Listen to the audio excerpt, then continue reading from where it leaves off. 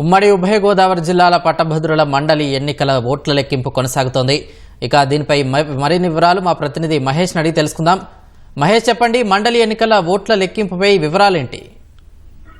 ప్రశాంత్, ఉమ్మడి తూర్పు పశ్చిమ గోదావరి జిల్లాలకు సంబంధించినటువంటి పట్టభద్రుల ఎమ్మెల్సీ ఎన్నికల కౌంటింగ్ సుదీర్ఘంగా కొనసాగుతుంది. నిన్న ఉదయం 8 గంటలకు ప్రారంభమైనటువంటి కౌంటింగ్ ప్రక్రియ సుమారు 24 గంటలుగా కొనసాగుతూ ఉంది. నిన్న ఉదయం 8 గంటల నుంచి ప్రారంభమైనటువంటి ఈ ప్రక్రియ నిన్న రాత్రి 8 గంటల వరకు కూడా కేవలం కట్టలు కట్టడం వరకే, అంటే 25 చొప్పున కట్టలు కట్టడం వరకే సమయం సరిపోయింది. నిన్న 8 గంటల తర్వాత నుంచి అసలు ప్రక్రియ మొదలు పెట్టారు. ఏదైతే చెల్లుబాటు అయిన ఓట్లు, చెల్లుబాటు కాని ఓట్లని వేరు చేస్తూనే ఏ అభ్యర్థికి ఎన్ని ఓట్లు వచ్చాయనే లెక్కింపు ప్రక్రియను నిన్న రాత్రి 8 గంటల నుంచి ప్రారంభించారు.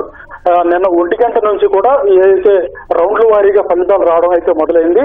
మొదటి రౌండ్ లో అయితే కూటమి అభ్యర్థి అయినటువంటి పేరాబత్తుల రాజశేఖరం ఆధిక్యంలో కొనసాగుతున్నారు. మొదటి రౌండ్ నుంచి కూడా ఇప్పటి వరకు, అంటే ఉదయం 5 గంటల వరకు, కొద్దిసేపటి క్రితం వరకు కూడా 3 రౌండ్ల ఫలితాలు మాత్రమే వెల్లడయ్యాయి.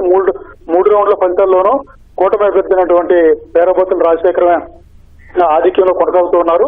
ఆయనకి సమీప అభ్యర్థినటువంటి పీడీఎఫ్ అభ్యర్థి దిడ్ల వీరరాఘులకు ఉన్నప్పటికీ ఆయన పోటీ ఏమాత్రం కనపరచడం లేదు.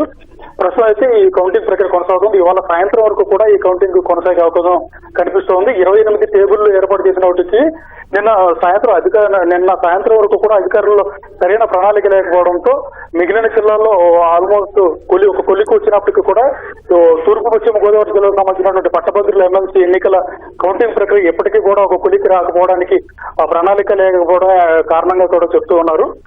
ఏదేమైనా ఇవాళ సాయంత్రం వరకు కూడా ఈ కౌంటింగ్ ప్రక్రియ కొనసాగే అవకాశం కనిపిస్తోంది. ప్రశాంత్, రైట్, ధన్యవాదాలు మహేష్.